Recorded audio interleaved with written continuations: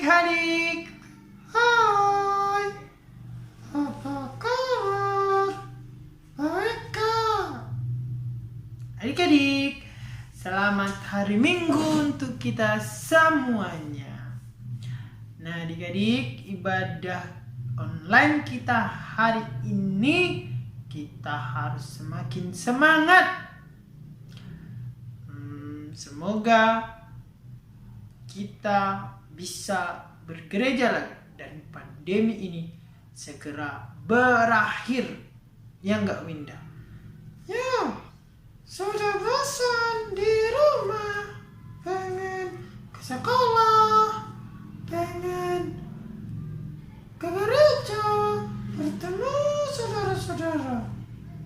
Ya enggak? Ya. Oke adik-adik, marilah kita memulai ibadah kita. Namun sebelumnya kita icebreaker dulu. Yeay! Nah adik-adik, permainan kita adalah apa Winda? Ya dan tidak. Nah maksudnya adalah kalau adik-adik ditanyakan sebuah pertanyaan, jawabannya adalah ya atau tidak. Dan ya berarti adik-adik harus berdiri. Kalau tidak, berarti adik-adik harus duduk. Jadi kalau ditanya, apakah adik-adik suka coklat? Kalau jawabannya ya, maka adik-adik harus berdiri. Ya, dan sambil berdiri. Kalau tidak, adik-adik duduk. Oke, sudah mengerti permainannya? Mari kita mulai pertanyaan pertama. Apakah adik-adik suka berenang?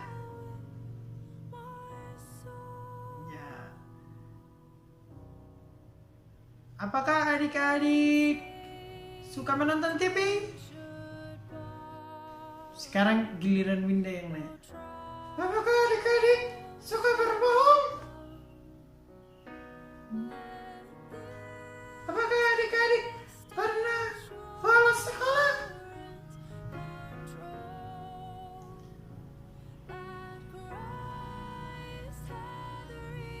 Apakah adik-adik malas ibadah online? Ayo makin cepat ya adik-adik. Apakah adik-adik suka bermain petak umpet? Apakah adik-adik suka kalau orang tuanya di rumah? Apakah adik-adik suka gangguin temannya? Apakah adik-adik pernah mencuri uang orang tua tanpa izin untuk jajan? Oke adik-adik, demikianlah games kita. Ya dan tidak. Dan semoga tepat ya, kalau ya berdiri, kalau tidak duduk. Mari kita mempersiapkan hati dan pikiran kita. Kita mau ibadah.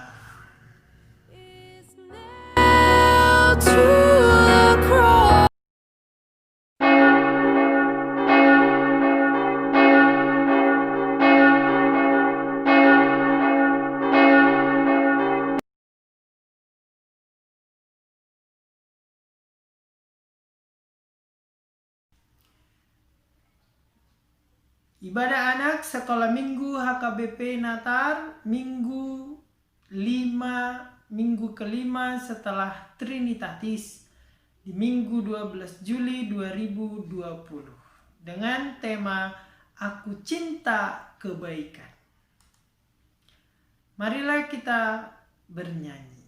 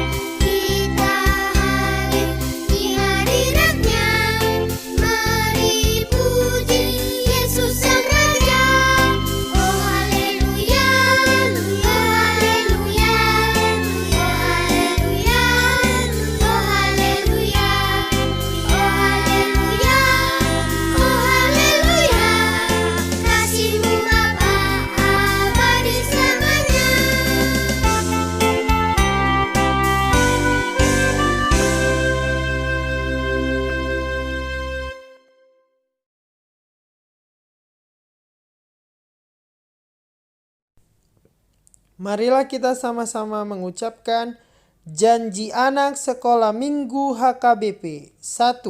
Mengasihi semua makhluk ciptaan Tuhan. 2. Rajin berdoa dan belajar. 3. Hemat dan menabung. 4. Hormat kepada orang tua. 5. Melawan segala bentuk kejahatan dengan kebaikan dan tanpa kekerasan. Mari kita berdoa. Di dalam nama Allah Bapa, Anaknya Tuhan Yesus Kristus, dan Roh Kudus yang menjadikan langit dan bumi. Tuhan adalah kekuatanku dan perisaiku. Kepadanya hatiku percaya. Aku tertolong, sebab itu beria-ria hatiku, dan dengan nyanyianku aku bersyukur kepadanya. Amin.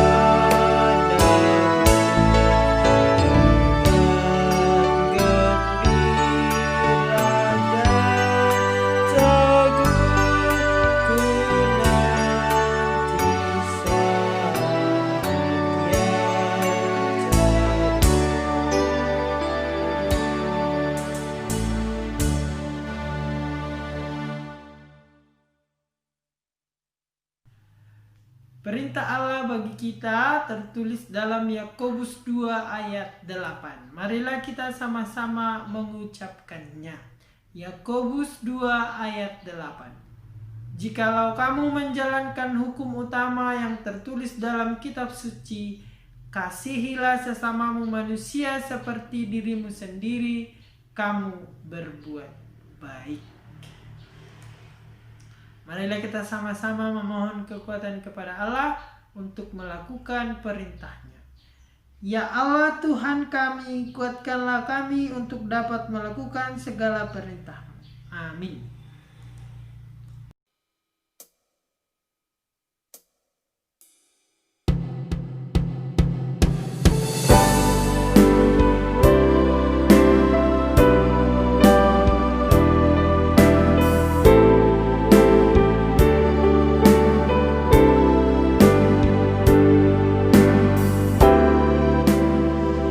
O sodoa, o dilului roha,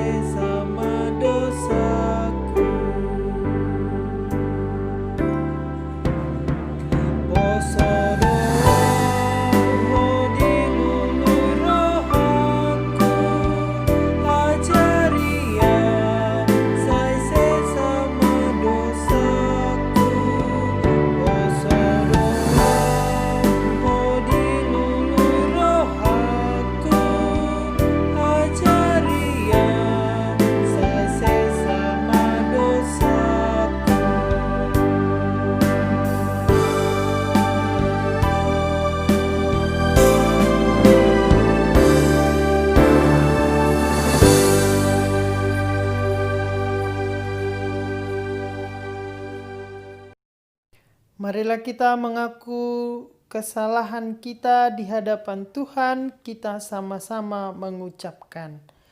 Dan ampunilah akan kesalahan kami, seperti kami mengampuni orang yang bersalah kepada kami.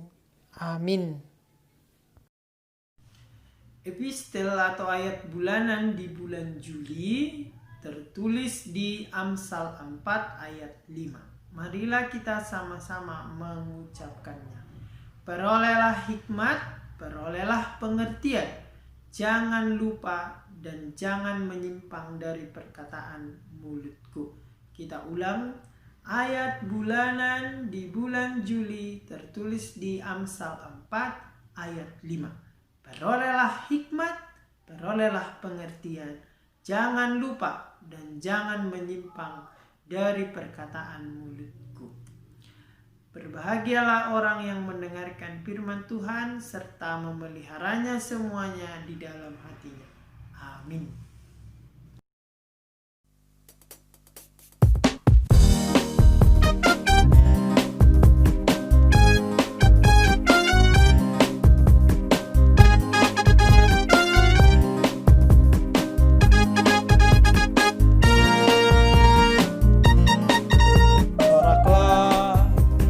Puji nama Bapa di surga, angkat suaramu nyanyilah, agungkanlah kebesarannya. Marilah persembahkan kehidupanmu dalam setiap derap langkahmu, sebagai tanda ucap syukurmu padamu. Segala puji, syukur, dan sembah Bapa, Putra, Roh-Nya yang kudus, atas keselamatan yang Kau beri.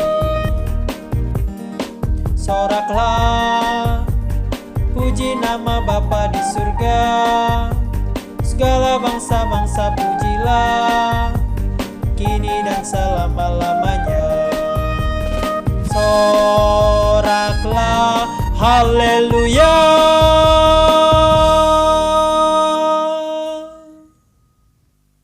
Marilah kita mengaku iman kita bersama-sama. Aku percaya kepada Allah Bapa yang Maha Kuasa yang menciptakan langit dan bumi.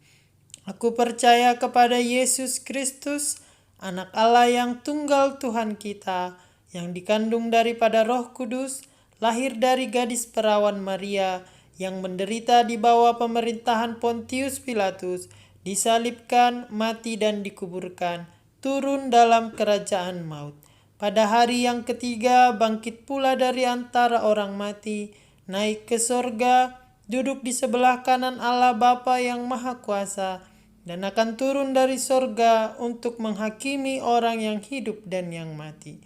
Aku percaya kepada Roh Kudus, satu gereja Kristen yang kudus, pengampunan dosa, kebangkitan daging, dan kehidupan yang kekal.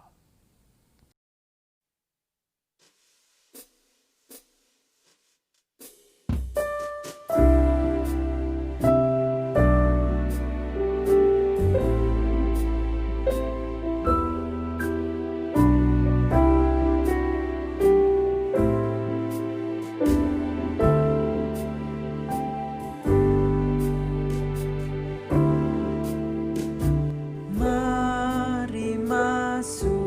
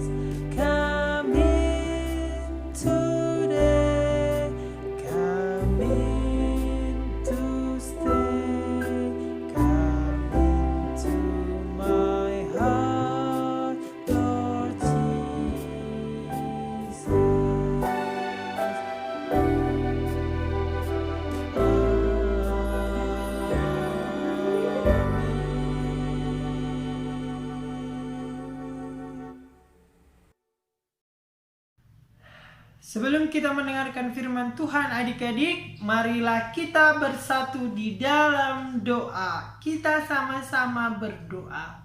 Tuhan pemberi hidup kami bersyukur atas penyertaan Tuhan dalam kehidupan kami.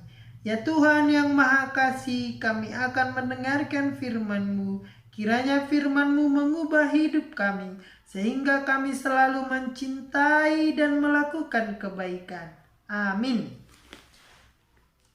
Nah, adik-adik, bacaan firman Tuhan pada hari ini di minggu kita diambil dari Amos 5 ayat 14 dan ayat 15. Marilah kita sama-sama membacanya secara bersama-sama. Amos 5 ayat 14 dan 15. Carilah yang baik dan jangan yang jahat, supaya kamu hidup. Dengan demikian Tuhan Allah semesta alam akan menyertai kamu, seperti yang kamu katakan. Bencilah yang jahat dan cintailah yang baik, dan tegakkanlah keadilan di pintu gerbang. Mungkin Tuhan Allah semesta alam akan mengasihani sisa-sisa keturunan Yusuf. Demikianlah pembacaan firman Tuhan untuk kita. Syukur kepada Allah. Adik-adik semuanya, firman Tuhan hari ini mengajak kita untuk mencari yang baik dan bukan yang jahat. Kita juga diajak untuk mencintai yang baik dan membenci yang jahat. Jika kita mencintai dan mencari yang baik, maka kita akan hidup. Ya, betul sekali. Kemudian Tuhan juga akan menyertai kita. Namun, sebelum kita sampai pada maksud dari firman Tuhan ini, marilah kita melihat kehidupan Nabi Amos. Tahukah kalian siapa itu si Amos? Nah, adik-adik, sebelum sampai ke Nabi Amos, adik-adik tahu nggak apa itu nabi? Pasti tahu lah ya, udah sering diberitahu. Nabi adalah orang yang diutus Tuhan untuk menyampaikan pesan Allah kepada umatnya. Nah, adik-adik, Nabi Amos lahir dan besar di Tekoa, kota kecil di Israel Selatan. Dan Nabi Amos bekerja sebagai gembala dan petani buah ara. Nah, jadi adik-adik, Nabi Amos tidak bekerja di istana seperti nabi-nabi kebanyakan. Nah, pada waktu itu Nabi Amos bertemu dengan sahabatnya bernama Elifas. Dan Elifas ini berserta temannya sedang melakukan perjalanan dan membawa beberapa budak yang akan dijual ke Mesir. Budak-budak itu adalah orang Samaria atau orang Israel Utara. Orang-orang Samaria menjadi budak. Tahu kan budak? Budak itu zaman sekarang sudah tidak ada. Zaman dahulu itu orang bisa diperbudak kalau dia tidak punya uang, banyak utangnya. Terus kalau dia tidak pintar, mau diperbudak. Jadi, tapi orang budak di Israel itu karena tidak sanggup membayar pajak atau bunga pinjaman. Lalu Nabi Amos menghentikan mereka. Dan akhirnya Nabi Amos tergerak hatinya karena dalam pemikirannya Tuhan telah membebaskan kita. Mengapa ada lagi perbudakan sesama bangsa ini, kata dia gitu. Jadi oleh karena itulah dia membeli para budak itu dan membebaskannya. Dan karena Nabi Amos memahami bahwa orang Israel telah ditebus dan dibebaskan oleh Allah, tidak ada lagi perbudakan. Nabi Amos pun bertindak membebaskan orang-orang yang diperbudak itu dan bahkan memberikan sebagian tanah untuk para budak itu agar mereka dapat hidup bebas dan mencukupi kebutuhannya. Luar biasa kan pekerjaan Nabi Amos ini. Dan Nabi Amos pun akhirnya mendapatkan panggilan dari Tuhan.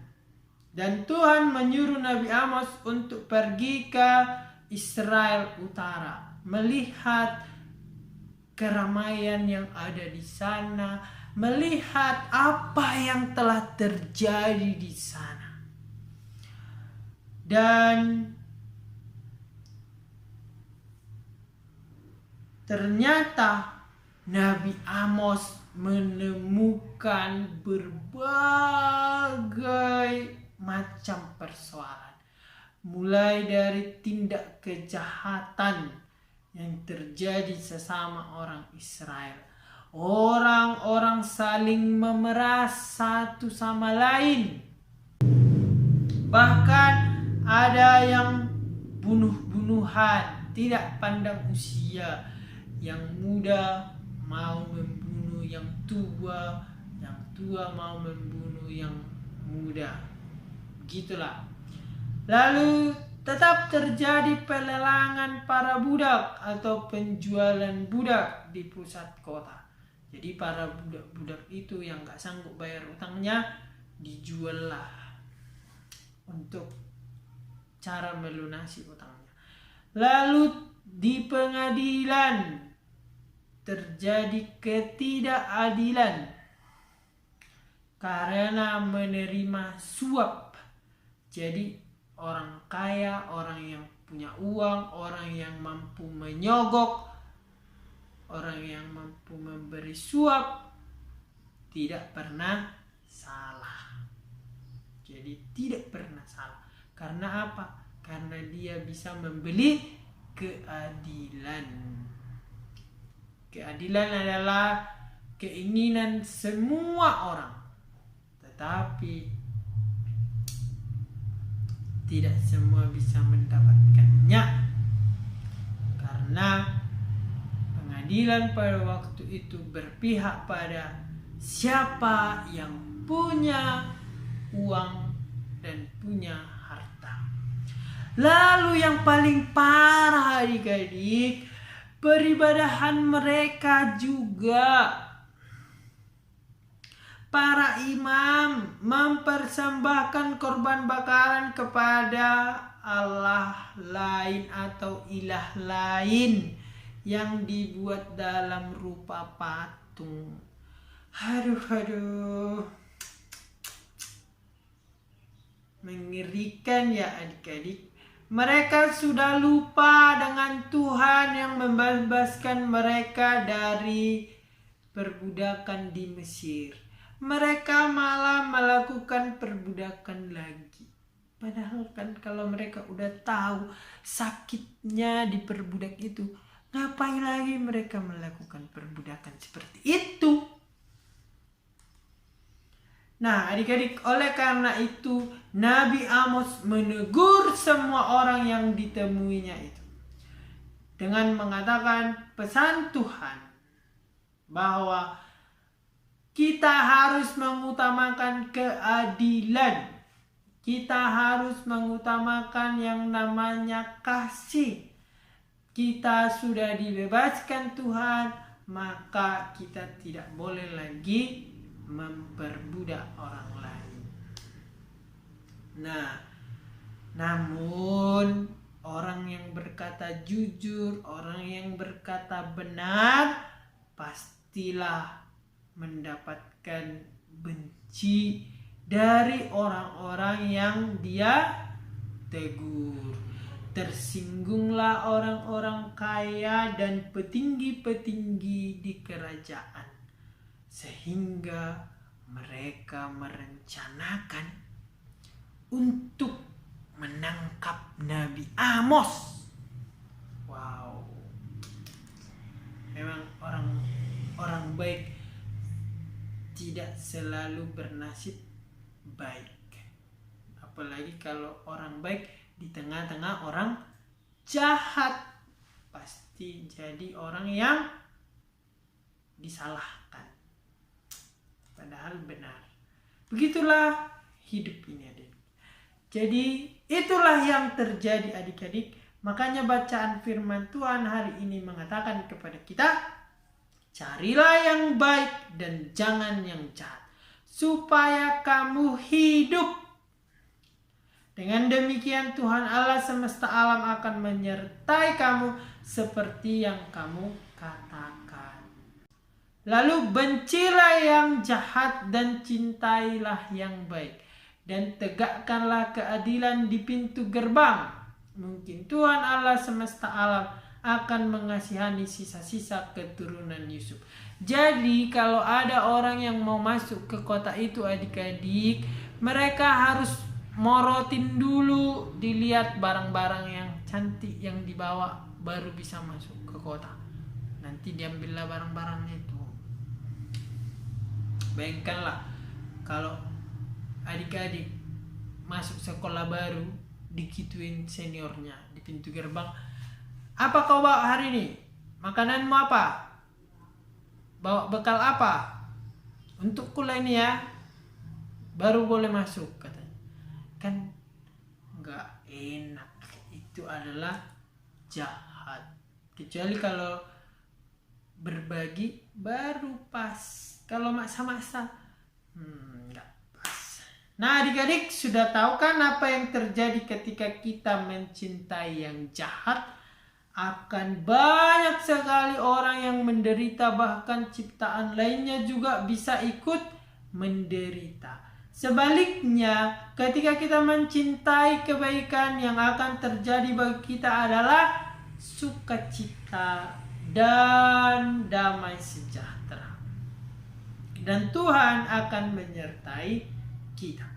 Nah, pertanyaannya adalah, mau nggak kita menjadi orang yang baik meskipun di sekitar kita banyak orang yang jahat?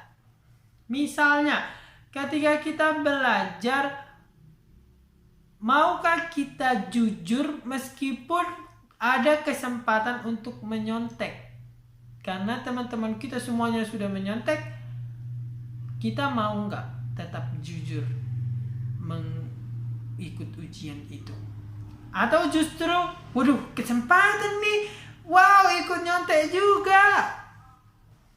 Siapa yang begitu? Pasti banyak kan. Jangankan di sekolah minggu pun mau kayak gitu, saling nyontek, ya kan? Kelas besar apalagi. Kalau Amang sudah bikin kuis, sibuklah minta-minta clue atau minta-minta kode-kode. Berat, apa jawabannya? Gitu. Nah, apakah adik-adik mau berbuat baik ketika ternyata semua orang sudah berbuat jahat? Pasti akan banyak tantangannya, sulit, tapi kita harus mau melakukannya, karena sedikit yang kita lakukan besar perbuatannya atau besar yang akan kita dapatkan, yaitu sukacita di dalam Tuhan. Terima kasih Tuhan, aku telah jujur hari ini. Itu kan luar biasa. daripada kita harus berdoa, ya Tuhan, aku telah berdosa, aku menyontek hari ini, terus besoknya menyontek lagi. Astaga, sama aja. Dan adik-adik, kalau kita tidak bisa berbuat baik, janganlah mengganggu atau jangan merencanakan yang jahat pada orang lain. Diam aja. Seperti kata Yesus di Lukas 6 ayat 31, dan sebagaimana kamu kehendaki supaya orang perbuat kepadamu, perbuatlah juga demikian kepada mereka. Kalau adik-adik tidak mau diganggu, ya jangan mengganggu. Kalau adik-adik tidak mau dijahati, ya jangan berbuat jahat. Meskipun orang jahat ini kadang keterlaluan juga ya adik-adik. Emang gak bisa dibatasi sih orang jahat ini. Biasanya korbannya emang orang baik. Tapi firman Tuhan mengatakan kepada kita harus lebih baik dari mereka. Itu yang harus kita tekankan. Bahwa kita harus mampu lebih menunjukkan diri kita telah mencintai kebaikan dan telah melakukan kebaikan. Jadi adik-adik, lakukanlah senantiasa yang baik meskipun adik-adik merasa bahwa orang di sekitar telah berbuat jahat. Amin. Mari kita mengikuti tebak kata. Baiklah adik-adik, kita akan bermain tebak kata. Oke. Jadi adik-adik siapkan alat tulisnya dan siapkan dan kertasnya. Sudah semuanya tersedia? Cepat. Kalau butuh waktu, videonya di pause saja, diambil dulu, nah baru dilanjutkan lagi. Oke adik-adik, mari kita bermain tebak kata. Pertanyaan nomor 1, silahkan adik-adik jawab. Jadi adik-adik bikin garis 1, 2, 3, 4, 5. Dan di garis keempat itu huruf O. Nah, seperti pada gambar ya, ikutin aja gambarnya. Kota kelahiran Nabi Amos. Soal nomor 2 adalah sebutan untuk orang yang akan dijual ke Mesir dalam cerita tadi. Ayo adik-adik, apa sebutannya untuk orang-orang yang akan dijual ke Mesir tadi? Orang Samaria itu loh. Silakan dijawab. Lalu pertanyaan nomor 3. Keinginan setiap orang yang sering tidak didapatkan karena terjadi suap dalam pengadilan atau terjadi kecurangan karena dia kaya, makanya dia tidak lagi bersalah. Nah, untuk pertanyaan nomor 4, salah satu pekerjaan Nabi Amos adalah, tadi kan ada 2, jadi adik-adik jawab hanya 1 saja. Dan nomor 5, apakah yang harus kita cari supaya kita hidup dan Tuhan menyertai kita? Ayo, di depan kata sambung dan di belakang kata sifat. Jika terlalu cepat videonya, adik-adik bisa pause, bisa ulang lagi supaya semua bisa terjawab dengan baik. Oke? Dan dikirimkan tugasnya seperti biasa ke nomor Amang yang ada di Warta dan yang sudah ada adik-adik simpan. Selamat mengerjakan.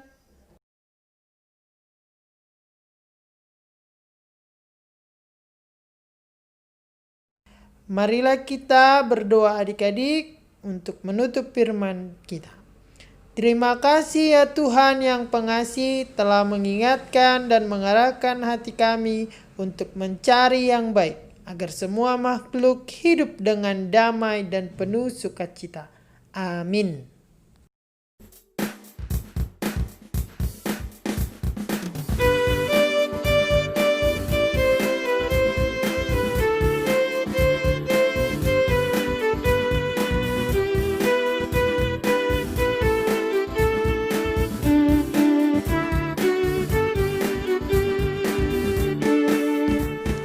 Marilah kawanku, bawa persembahanmu dengan sukaria. Bawa persembahanmu 1, 2, 3 kali, 4, 5, 6 kali, 7, 8, 9 kali. Persembahanmu 1, 2, 3 kali, 4, 5, 6 kali, 7, 8, 9 kali. Bawa persembahanmu. Marilah kawanku, bawa persembahanmu dengan sukaria. Bawa persembahanmu 1, 2, 3 kali, 4, 5, 6 kali, 7, 8, 9 kali. Bawa persembahanmu 1, 2, 3 kali, 4, 5, 6 kali, 7, 8, 9 kali. Bawa persembahanmu.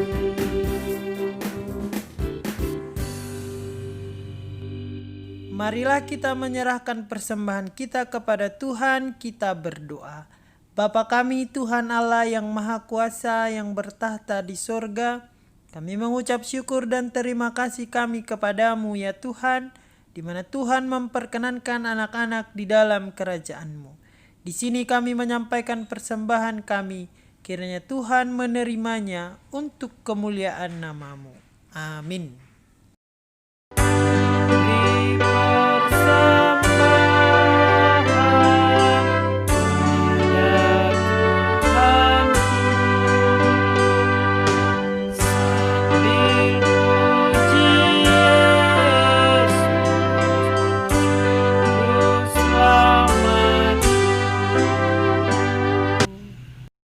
Marilah kita sama-sama mengucapkan doa Bapa kami. Bapa kami yang ada di surga, dikuduskanlah nama-Mu. Datanglah kerajaan-Mu, jadilah kehendak-Mu di bumi seperti di surga. Berilah kami pada hari ini makanan kami yang secukupnya, dan ampunilah akan kesalahan kami seperti kami mengampuni orang yang bersalah kepada kami. Dan janganlah membawa kami ke dalam pencobaan, tetapi lepaskanlah kami dari yang jahat. Karena Engkau yang mempunyai kerajaan dan kekuasaan dan kemuliaan sampai selama-lamanya. Amin. Marilah kita terima berkat Tuhan. Kiranya Tuhan Allah memberkati kita dan memelihara kita. Kiranya Tuhan menerangi kita dengan wajah-Nya dan dikasihankan-Nya lah kita. Kiranya Tuhan menampakkan wajah-Nya kepada kita dan mengaruniai kita dengan damai sejahtera. Amin.